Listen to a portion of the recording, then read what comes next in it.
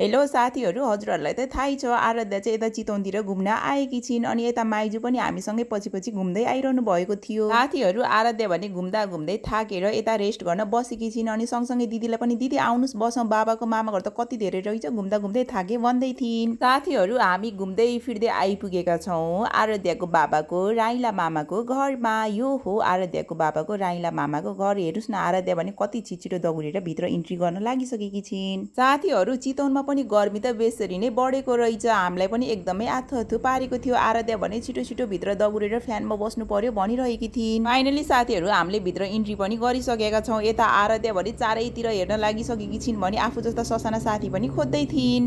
Raila मामाको घर बसेर चिया कफी खाएपछि हामीहरू फेरि निस्क्यौँ यता माइला मामाको घरमा। साथीहरू यो हो आराध्याको बाबाको माइला मामाको घर। साथीहरू अलमोस्ट अब मामाको घर चाहिँ घुमेर सकिसकेको छ। यता आराध्या भने यता मामाको घरमा बसेर रेस्ट गर्दै भनेकी छिन्, मम्मी अब हामी उता विवाहतिर जाने होइन भनेर मलाई सोध्दै थिए। किनभने साथीहरू आराध्याको बाबाको मामा घर मात्र होइन चितवन, मेरो पनि मामा घर हो चितवन। त्यही भएर यता मेरो मामाको छोराको बिहे छ नि त, अनि आराध्याले ओहो सत्यम मामाको बिहामा मैले दिने गिफ्ट हो यो भनिरहेकी थिइन्।